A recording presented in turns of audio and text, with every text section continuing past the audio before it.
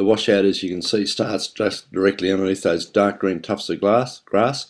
The idea was to underpin the top section of this washaway to try and stabilise the top section at least, and minimise wash away when it rains until we can do proper work on it.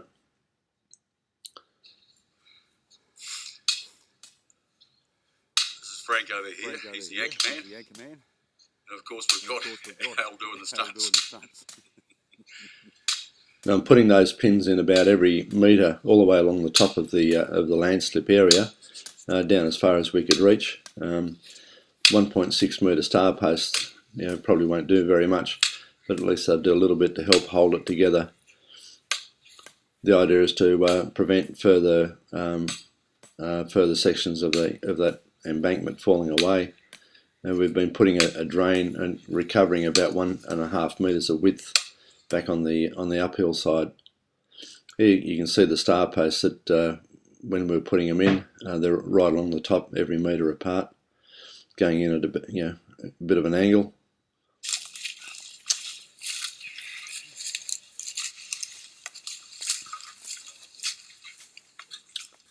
And we've recovered about 1.5 metres of width on this side of the track to give and we're also putting in there a surface drain to drain off any of the surface water that comes down the hillside. How you feeling, Fred? Very good. Fantastic. Had to prune back the overgrowth because of the width of the track that we've tried to recover.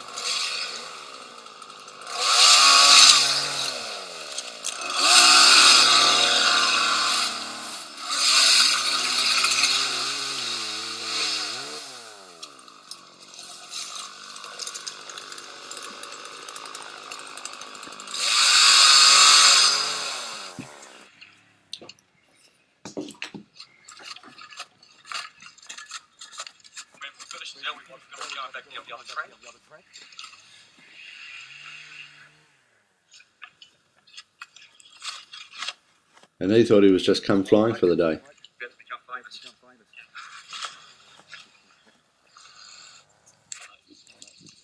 So you can see that we've run rocks along the downhill side of the track to limit the width of it and to keep at least 1 metre away from the landslip area, using those shorter pins on the surface just near the rocks. Again, just to help stabilise that section of ground. They're about 1 metre apart as well.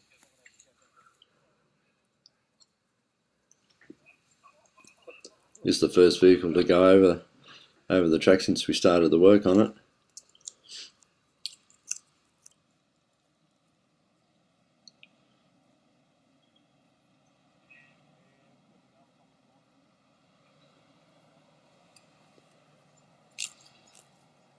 As you can see, there's not much width to spare between the side of the hill and the rocks, but then you wouldn't want to go any closer to the edge.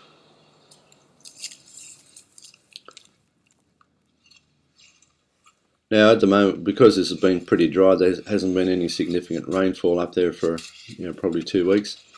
That area is quite dry and firm at the moment, but even when we were hammering in the star posts, you could tell that there was pockets of nothingness underneath.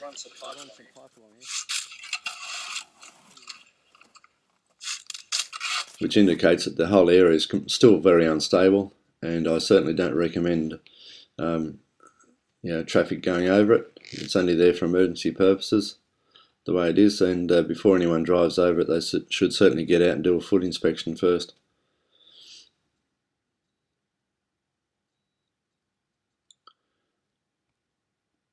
The whole area there has the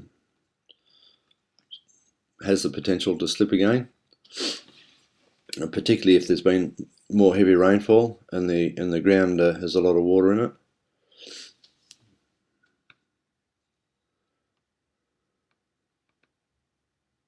This is a section on the downhill side, directly below where the track comes underneath, and this is again had a lot of damage done to it, and what we've done there is just remedial work to try and minimise any water flowing over it, because it is a low point in the track, and we want to avoid the risk of water just washing over and washing the track away.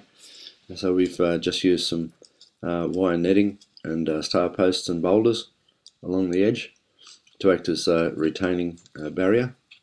So in the event that as stuff continues to wash down this landslip area, that's coming from up the top, as stuff washes down there, hopefully it'll just hit against the side of the barrier that we've put there and just act as make itself into a natural mound to minimise the damage to the track from erosion.